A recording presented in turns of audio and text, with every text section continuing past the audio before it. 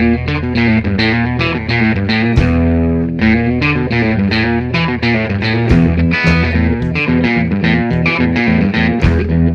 a todos e benvidos un día máis a Cotío. Como xa sabedes, o noso espazo de entrevistas en Badal Televisión. Hoxe está con nós Rubén Rúa, abogado, para falarnos das novidades que hai no tema de herencias a nivel de Galicia, tanto para as que se realizan pois en vida como as que teñen lugar despois do falecemento desa persoa. Intentaremos pois explicar este tema para que todos os nosos espectadores poidan coñecer polo miúdo como está esta situación. Que tal, Rubén? Hola, moi bo día, María, gracias por convidarme.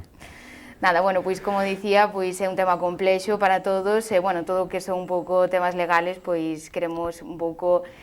axudar a xente a que comprendan isto dunha forma máis sinxela. Pois para poñaros un pouco en materia, quería empezar a preguntarche, pois precisamente, inda que pareza moi obvio, cal é a diferencia entre estas herencias en vida e as que se realizan pois cando unha persoa xa falece, non? Pois María, estas herdanzas supón pois unha tradición do dereito civil galego que está recollida na Lei de Dereito Civil de Galicia e que permite que incluso antes do falecemento dunha persoa, esta persoa poda dispoñer da súa herencia gozando de todos os beneficios fiscais como se esta persona falecese. Entonces é unha institución que está moi arraigada dentro da nosa propia cultura galega, que está recollida na nosa propia Lei de Dereito Civil e que ademais nos últimos anos a raíz dunha sentenza do Tribunal Supremo gozou dunha boa ventaxe fiscal que foi o que fixo multiplicar prácticamente por 5 o número de pactos de mellora de herdanzas en vida que se fixeron desde o ano 2016. De alguma maneira, sin un bo marco fiscal, houbera sido unha institución que estaría condenada ao desaparecer ou que tería un componente moi residual dentro do ordenamento xurídico. Bueno, precisamente ti mencionabas agora os pactos de mellora,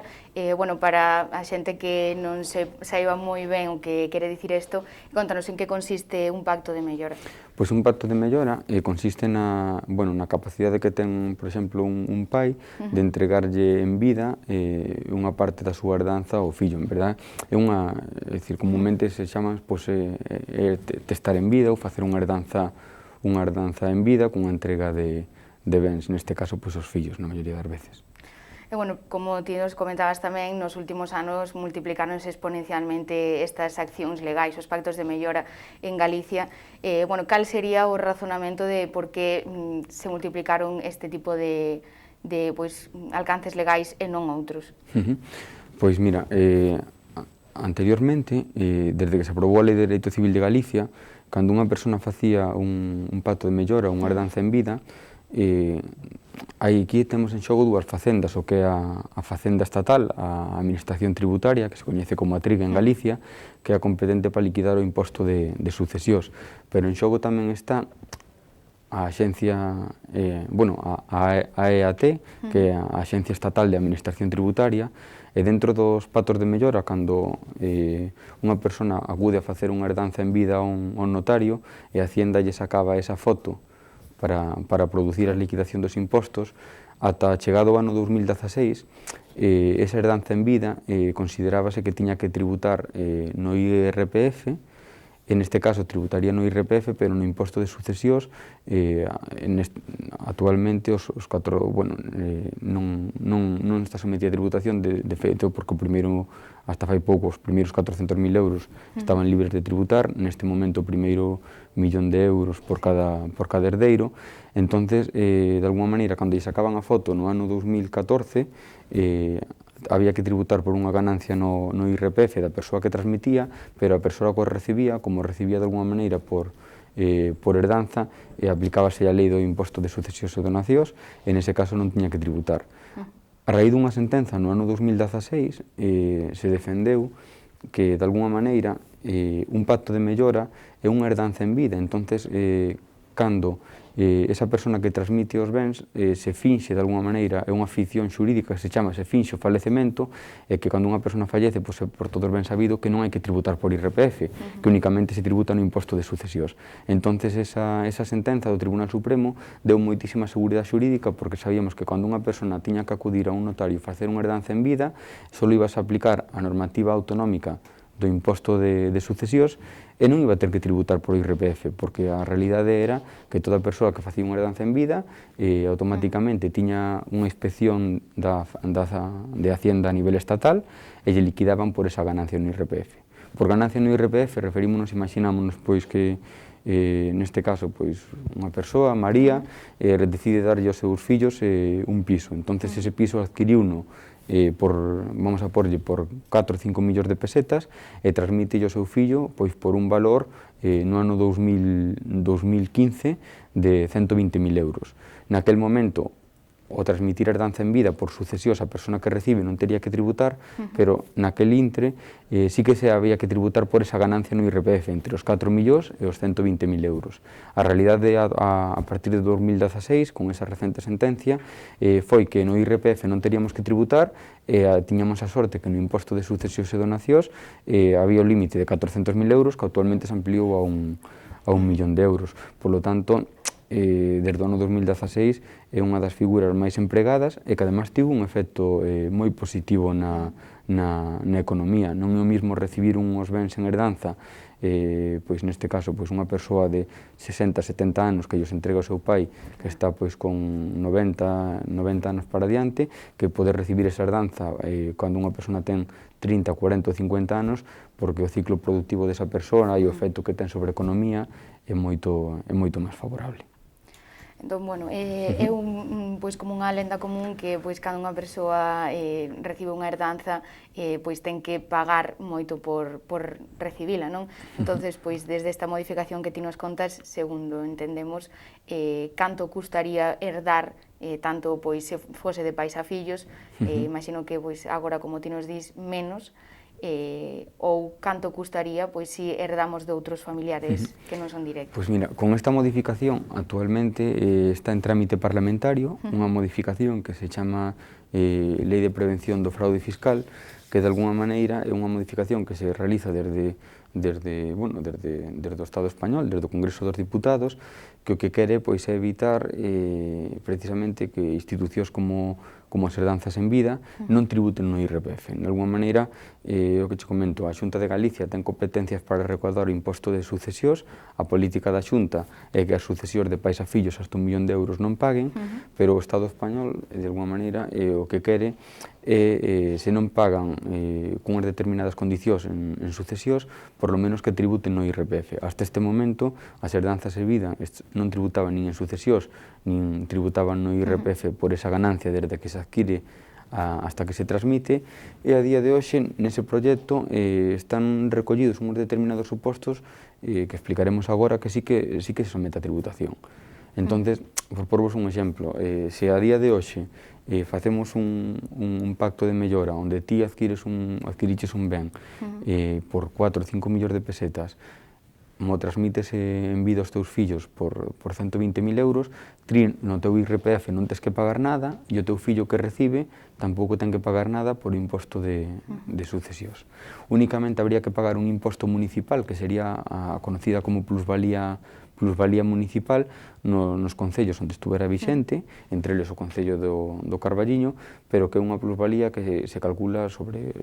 neste caso, un valor catastral, e que ademais, se era a vivenda habitual da persona que transmite, pois pode gozar dunha bonificación. Por lo tanto, se lle sacamos unha foto a unha herdanza en vida a día de hoxe, no IRPF non tributaría, no imposto de sucesións ata o primeiro 1 millón de euros tampouco tributaría, e tributaría únicamente na plusvalía municipal no Concello do Carballiño, gozando dunha bonificación se neste caso o que transmítese é a vivenda habitual. Iso a día de hoxe, pero no momento que se aprobe esta nova lei de loita contra o fraude fiscal, que é moi curioso que lle chaman lei de loita contra o fraude fiscal cando non estamos falando de ningún fraude.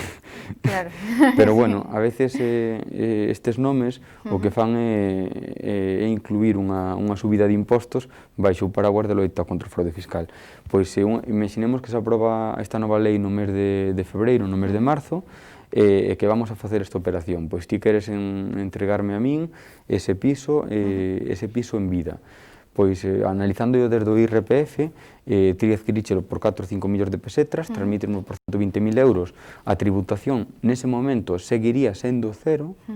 eu no meu imposto de sucesións, cando o recibo, como teño o primeiro 1.000.000 de euros libre, tamén seguiría sendo cero, tería que únicamente pagar a plusvalía municipal no Concello do Carballiño, pero cun matiz moi importante. Se eu dentro de 3, 4 ou 5 anos teño que vender ese piso que ti, María, me transmitiches en vida, resulta que tería que pagar no meu IRPF por toda a ganancia. É dicir, ese piso que eu adquirín por 120.000 euros, pomos que dentro de 7 anos o teño que vender e o vendo por 150.000 euros, non tributaría só por a diferencia entre 120 e 150, senón que tería que tributar absolutamente por todo, desde os 4 ou 5 millóns de pesetas ata o precio de transmisión actual. De alguna maneira, ese efecto é completamente desfavorable, porque significa que va, bueno, o que eu entendo é que sería lóxico pois facer tributar esa ganancia no IRPF, pero ademais neste caso quen recibe tería que tributar por toda a ganancia, non só por a diferencia de 120 a 150.000 euros que é unha ganancia propia, senón que tamén tería que tributar no IRPF por a ganancia da persona que lle transmitiu, é dicir, por a túa ganancia desde os 4 ou 5 millóns de pesetas do ano 90 ata a ganancia do momento da transmisión. E iso é un pouco a novedade que entraña ese novo proxecto, é someter a tributación unha ganancia en IRPF que antes estaba considerada exenta en virtude da sentencia do Tribunal Supremo. E, bueno, esta nova situación, pois, se se chega a aprobar, como ti dis, ti crees que, pois, fará que vayan para atrás algunhas herencias ou que, pois, a xente vai a ter que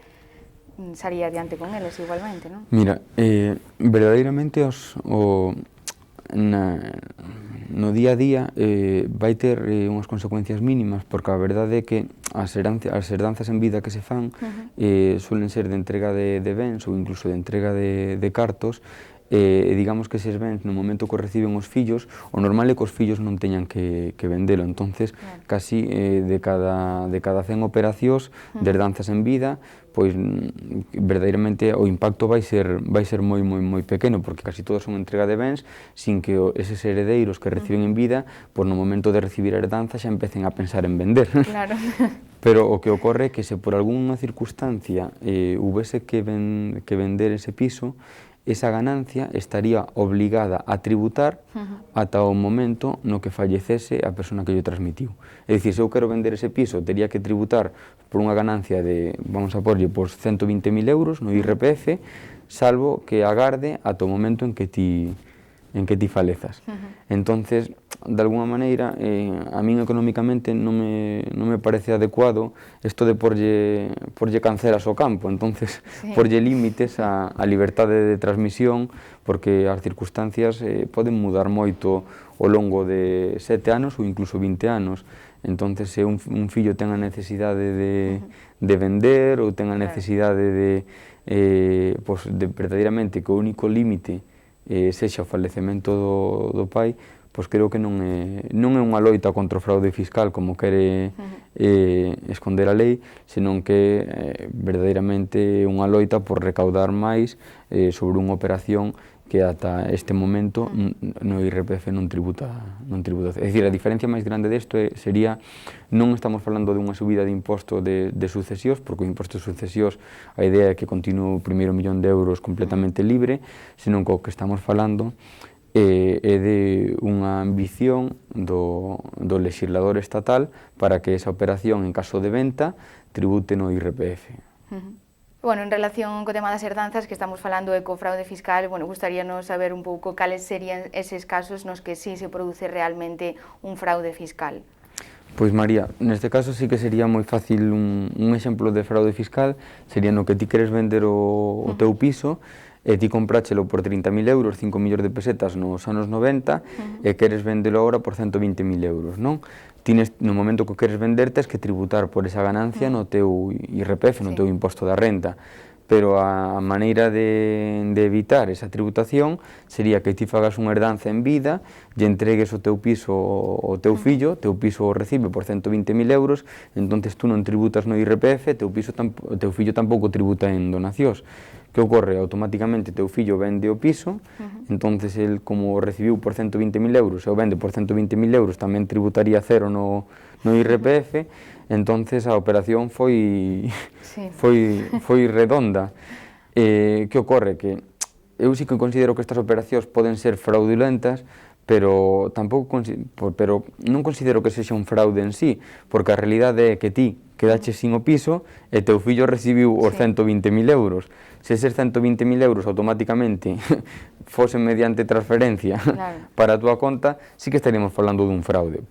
Pero verdadeiramente, é dicir, eu creo que se está vendo un problema onde non o hai, porque a realidade é que unha persona que fai un facto de mellora queda sin o piso ou queda sin os cartos e que non recibe se venden é o herdeiro, non é a persona que realizou a herdanza en vida. E para solucionar este problema que se lle poña, neste caso, que se faga tributar o herdeiro por toda a ganancia. Unha cousa sería, eu recibín o piso por 120.000 euros, vendo-o por dentro de 10 anos por 150, e resulta que non teño que tributar por a diferencia entre 120 e 150, que son 30.000 euros no IRPF, senón que tería que tributar desde os 30.000 euros por o que esa persoa adquiriu hasta os 150. Entonces, eu creo que non haxa un límite temporal, se o legislador dixera, oye, pois mira, desde que se recibe unha herdanza en vida, tes un plazo de 5 anos. Se en 5 anos non vendes, xa non vas ter que tributar por esa ganancia. Pero se vendes antes dos 5 anos, hai que tributar no IRPF desde o primeiro euro. Pois veixo bastante lógico, porque senón o que nos vamos a topar é que a día de hoxe, o que non vai ter un impacto no día a día, porque o normal é que os pais fan herdanzas en vidas non pensando que o seu fillo vai coller e vender, pero sí que de alguma maneira o fillo se ten que vender esa vivenda, vai ter que tributar por unha ganancia incluso que el non tuvo, porque vai ter que tributar por a propia ganancia dos pais. Por o punto de vista dos pais, pois poden estar máis tranquilos cando se aproba a nova lei, pois os fillos van ter un motivo máis por o que non vender os inmobles. Bueno, non sei se precisamente estes casos proliferaban por ser unha transacción un pouco redonda, como ti decías, e debido a eso, pois a Axencia Tributaria tivo que sacar un plan para controlar un pouco ese tipo de fraude, entre comillas, non? Eu, se te son sincero, creo que máis que loitar contra o fraude fiscal é por recaudar. Porque, é dicir, verdadeiramente, eu non vexo fraude fiscal, eu vexo onde unha nai transmite un piso ao fillo, o fillo que vende, o fillo sería quen recibiría os cartos, a nai non tería dereito a eses cartos. Entonces, non vexo necesario que establecer unha norma que dixe o fillo vende antes de que a nai faleza, que teña que tributar por toda a ganancia, porque máis xa non tributa por a súa ganancia propia, senón que tería que tributar por a ganancia da nai. Entonces, sinceramente, creo que a solución que adoita o Poder Legislativo é unha solución moi mala, que a día de hoxe a trascendencia que vai ter nos galegos vai ser mínima, porque os pais seguirán podendo entregar herdanzas en vida sen ter que tributar no IRPF por a transmisión, os fillos poderán disfrutar de unha lei de imposto de sucesións moi ventaxosa, onde non se tributa hasta o primeiro millón de euros, pero co único pero é que sería que se o fillo o día de mañá, por algunha necesidade, ten que transmitir ese inmoble, tería que tributar non só por a súa ganancia, senón tamén por a ganancia dos pais. Entonces, eso verdadeiramente é o único pero. Eu creo que a solución debería ser por un plazo de 3-5 anos desde que recibiu os bens, como presunción de que existe fraude, e se non permitir a libre transmisión. Se non atoparémonos que, pois imagínate, no Carballiño faranse 300 pactos de mellora no ano 2020, no ano 2021 outros 200 pactos de mellora, e esas persoas non poderán transmitir os bens hasta que os seus pais falezan, o cal pois é unha serie de incertidumbre porque non sabemos as necesidades económicas que poden chegar a ter. E, bueno, precisamente, pois, nos últimos 5 anos, no caso das herdanzas de familiares que non son directos, sí que houve, pois, se non estou trabucada, máis de 13.000 renuncias. Bueno, imagino que isto ten algo que ver precisamente con ese imposto de sucesións que nos falabas ti antes, non? A ver, o imposto de sucesións, aunque sexan só 13.000 renuncias, pois se pensamos como comunidade autónoma, Sí. pois estaríamos cun porcentaxe moi baixo en comparación con outras comunidades. Creo que verdadeiramente o imposto de sucesións, tal e como está configurado en Galicia, pois temos unha sorte tremenda. Pasamos donde antes estaban libres de impostos os primeiros 125.000 euros e agora están libres de impostos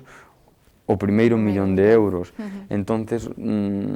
ojalá siga así durante moitos anos, pero sí que hai certo ruido en Madrid, certas tensións políticas que non fan nada descabellado que o día de mañá poda vir o Estado español e de alguna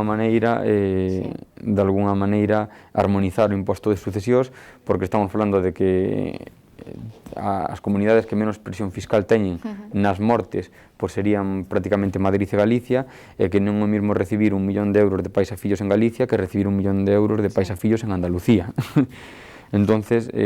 sí que podría entenderse unha armonización a día de hoxe, ojalá siga así por moitos anos. Bueno, pois moitas grazas, Rubén, por estar con nós e por explicarnos isto pois un pouco para que todos podamos entender como está a situación actualmente. Moitas grazas, María. E, bueno, os nosos espectadores, grazas por estar con nós e desexámoslles un bo día. Vémonos mañá en Acotío outra vez.